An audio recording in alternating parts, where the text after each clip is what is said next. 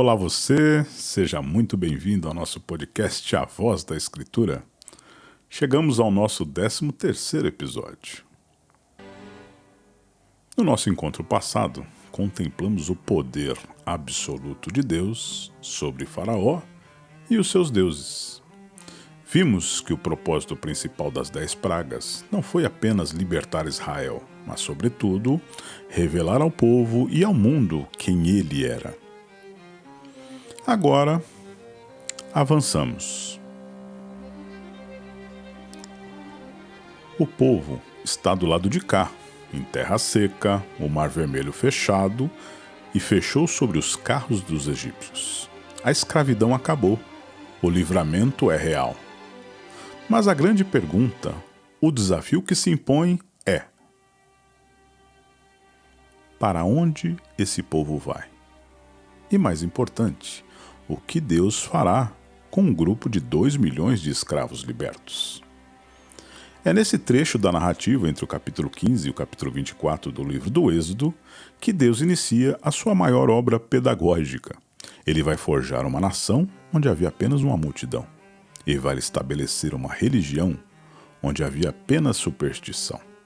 E ele vai criar uma moral onde havia apenas o caos da escravidão. Mas, antes de seguirmos o estudo de como Deus irá fazer essa mudança do povo de Israel, formando uma nação, eu queria aproveitar aqui esse momento em que estamos na história bíblica e aproveitar a oportunidade, talvez, de esclarecer alguns pontos que devem ajudar a resolver aquele sentimento de que a Bíblia é difícil de ler e de entender. Ao lermos a Bíblia, é comum surgir algumas dúvidas tipo: o que significa essa divisão entre Velho e Novo Testamento? Essa história de aliança? De onde vem o povo de Israel, o povo judeu? Qual a relação do povo judeu e o povo cristão?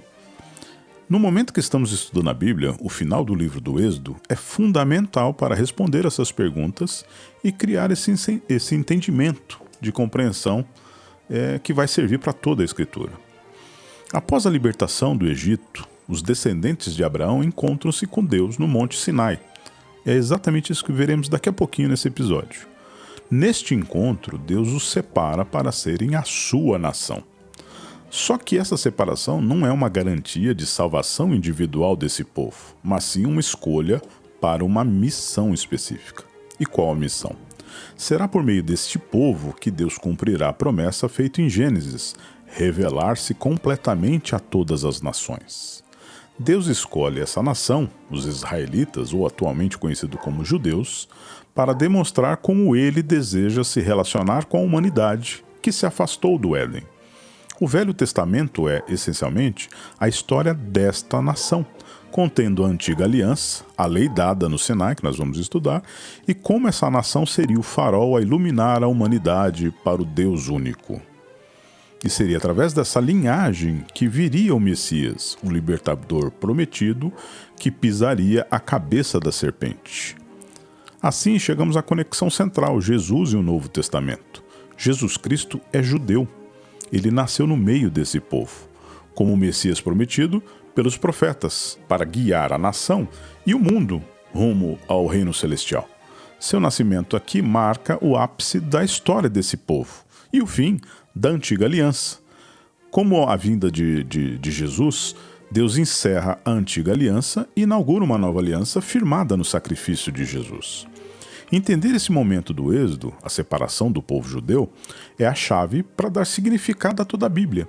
A história desse povo, que é contada no Velho Testamento, serve de fundação e justificativa para o nascimento de Cristo, que é o evento que estabelece a nova aliança, o Novo Testamento, e estende a salvação a todos, judeus, gentios e nós, os povos que vieram depois disso. Fecha a nota de rodapé. Agora de volta ao nosso momento em que o povo liberto havia deixado o Mar Vermelho para trás, observamos também no episódio passado que o deserto, que deveria ser o palco de gratidão desse povo, rapidamente se torna um palco de murmuração e reclamação deles. E por quê?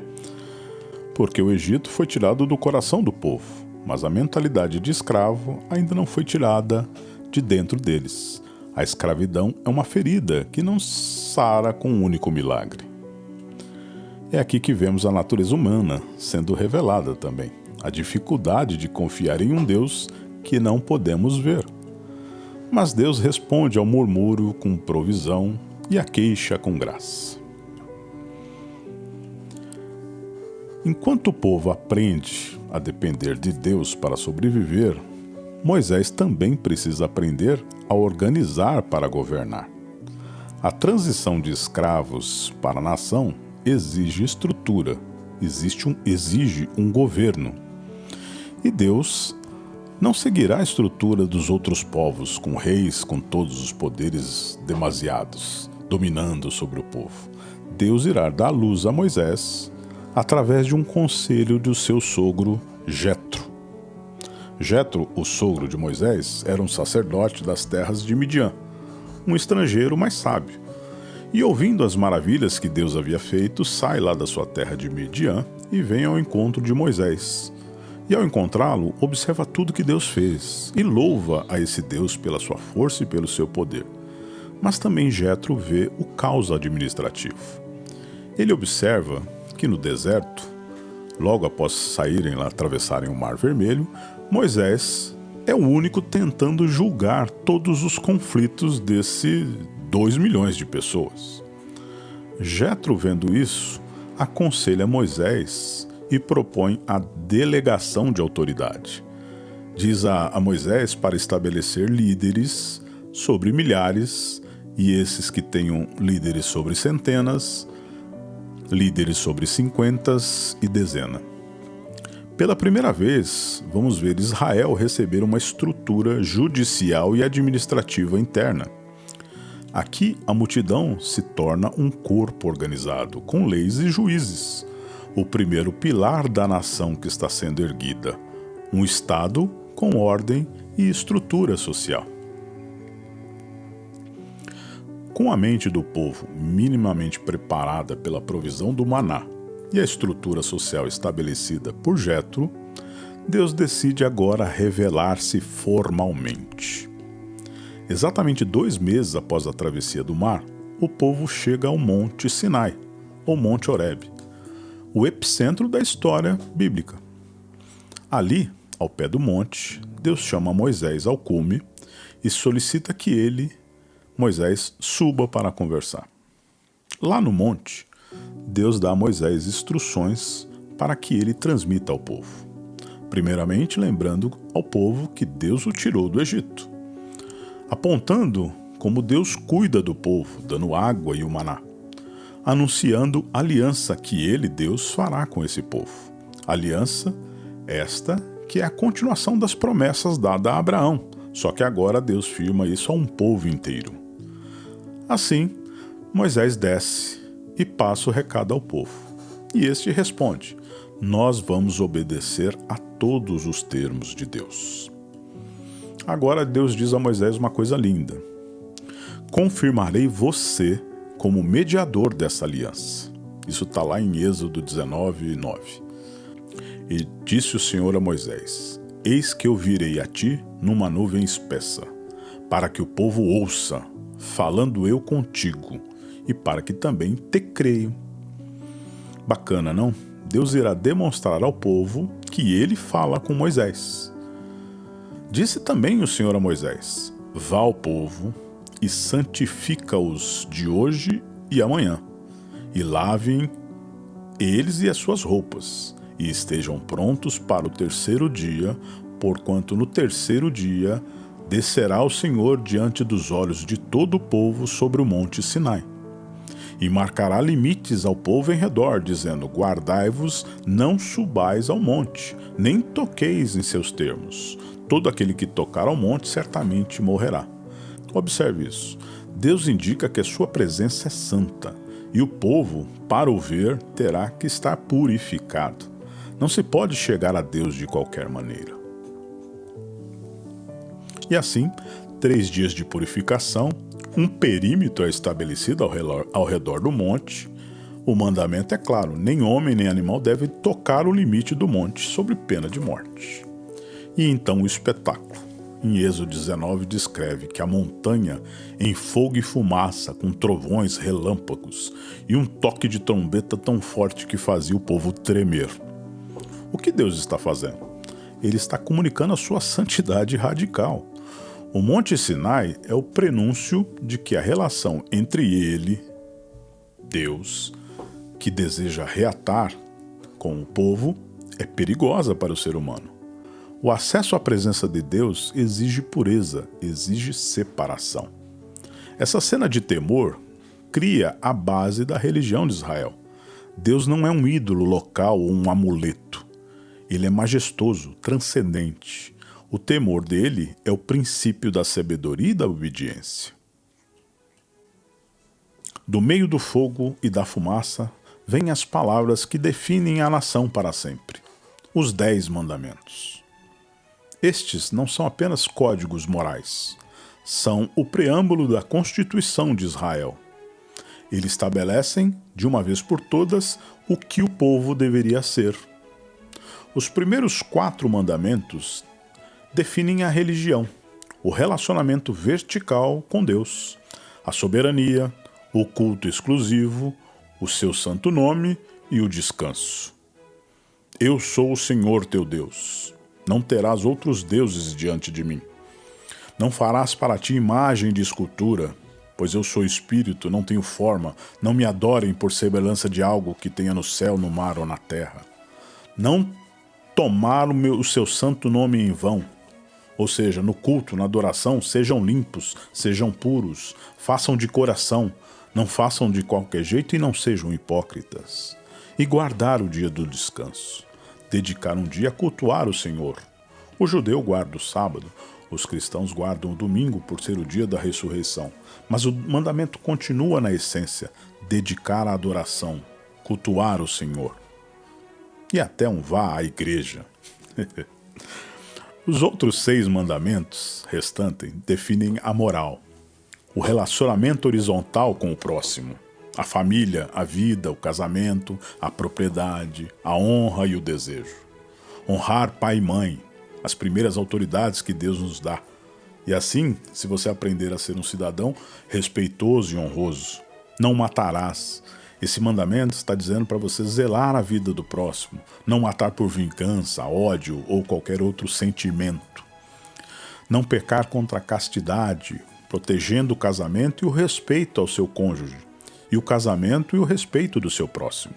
Não furtar, não dar prejuízo aos outros, não levantar falso testemunho, não mentir, não seja leviano com o seu próximo, não seja fofoqueiro, não cobiçar coisas do seu próximo, não deseje o carro, a casa, a mulher, o trabalho do seu próximo, seja feliz com o que você tem. Como nós, a nova aliança, devemos olhar para essa lei, né? Muitas das vezes me parece uma lei dura e distante da nossa cultura. As leis de Moisés pertencem à primeira aliança e serviram a um povo em formação, em um estágio anterior ao plano da salvação. Como eu disse, ela serve como um farol, apontando o caminho, como um espelho revelando o pecado para quem olha para ele. Nós não vivemos sob o jugo da lei cerimonial e civil de Israel. Jesus veio, e ele não aboliu a lei, mas cumpriu e a intensificou. No Sermão da Montanha, Jesus nos diz: vocês ouviram o que foi dito, mas eu lhe digo. Ame a Deus sobre todas as coisas, ame o seu próximo como eu vos amei. Jesus singularizou os 10 mandamentos em apenas 2. Observe, ele não cancelou.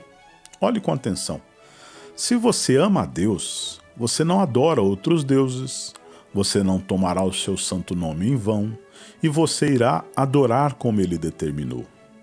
Se você ama seu irmão como Jesus nos amou, você não vai querer a mulher, nem o marido dela, você não vai querer o carro dele, você não vai querer matá-lo, você irá zelar pelo nome dele, você não irá mentir e nem causar prejuízo a ele. Jesus deixou os mandamentos ainda mais difíceis, mais duros de serem obedecidos.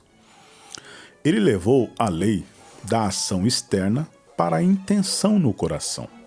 Por quê? A intenção de Jesus era justamente mostrar que as leis mosaicas já haviam sugerido, que não somos capazes de obedecer por conta própria. Nós dependemos dele e dependemos da graça de Deus. A lei é transferida das tábuas de pedra, onde falhamos, para o nosso coração, através do Espírito Santo. Esta é a visão final da lei na Bíblia. O final do livro do Êxodo é algo emblemático, em que por muitas vezes pulamos e nem gastamos tempo em ler. Não queremos entender algo que parece maçante de ler, pois vai tratar de todos os passos para construir um tabernáculo. Sim, toda a revelação no Sinai termina com a ordem de construir uma tenda. E por quê? A palavra tabernáculo vem da ideia de habitar entre, ou morar em tenda. O povo de Israel estava no deserto, vivendo em tendas em peregrinação. E em um ato de amor e humildade, Deus diz: eu também vou morar em tenda com vocês. Deus, o soberano do universo, o Criador que fez o Monte Sinai tremer, decide ser nosso vizinho. Ele demonstra que seu objetivo é a interação, é relacionamento, é comunhão. Essa chave teológica de Gênesis e Êxodo se fundindo, se explicam e se complementam. O tabernáculo é, em sua essência, um mapa para o Éden, o paraíso que perdemos. Pense bem, o Jardim do Éden era o primeiro lugar de comunhão perfeita. Quando o homem pecou, essa comunhão foi quebrada e o acesso foi bloqueado por querubins. O tabernáculo agora, com seus móveis de ouro, suas cortinas bordadas, com figuras de querubins, candelabro em forma de árvore e seus metais preciosos, é uma recriação simbólica do jardim, uma ponte de volta à presença de Deus. Deus restabelece a comunhão. Contudo, a comunhão não é irrestrita. O tabernáculo, com suas regras, seus sacrifícios, a cortina que separa o lugar do santo dos santíssimos, reforça a lição do Sinai. Deus quer se relacionar, mas ele é santo. O acesso só é permitido por meios de rituais de pureza, expiação. O tabernáculo é a prova de que Deus deseja a nossa interação, mas exige santificação de um povo que ele separou para si. Deus falou com Moisés no cume do monte. Agora ele irá falar com o povo em peregrinação e para falar com eles não será mais no monte, e sim na tenda, no tabernáculo. Deus dizendo: irei habitar no meio de vós. Que sublime, não? Que maravilha. De escravos no Egito a uma nação organizada no deserto. Esta é a jornada do Êxodo. Deus cumpriu sua promessa de resgate. Agora, ele estabelece os pilares: uma nação, uma religião e um código moral, com ordem social e juízes, com a lei, a revelação de como chegar a Deus, e com a nova aliança que viria, mostrando que o propósito da lei é nos levar à graça de Jesus. E no centro de tudo isso, o tabernáculo. A promessa de que Deus estaria ali, habitando na tenda com seu povo. Uma promessa que se cumpre plenamente quando o próprio Jesus, a palavra feito carne, veio e, como diz no Evangelho de João, e o Verbo se fez carne e habitou entre nós. A palavra habitou é literalmente tabernaculou entre nós. Cristo se fez carne e armou sua tenda entre nós. No Éden, estávamos Deus com o homem. No tabernáculo, Deus entre os homens. Em Cristo, Deus como homem. E no final, Deus em nós. Assim, termina essa etapa da jornada e do livro do Êxodo. Do Egito ao Sinai, do desespero à presença. Agora o povo tem uma lei que o orienta, um sacerdócio que o representa, um tabernáculo que o aproxima e uma missão que o define. Mas a liberdade, embora conquistada, ainda precisa ser compreendida. A próxima geração provará isso, porque sair do Egito é fácil, mas tirar o Egito de dentro do coração, isto leva tempo. Nos próximos episódios veremos a história desse povo, contada nos livros de Números, Levíticos e Deuteronômio. Veremos por que a jornada, que neste momento está ao pé da terra prometida, não foi concretizada. Veremos por que o povo teve que marchar em círculo por 40 anos no deserto, a fim de consolidar a confiança em Deus e retirar o Egito de dentro deles. Obrigado por ouvir até aqui. Este é o nosso podcast, A Voz da Escritura.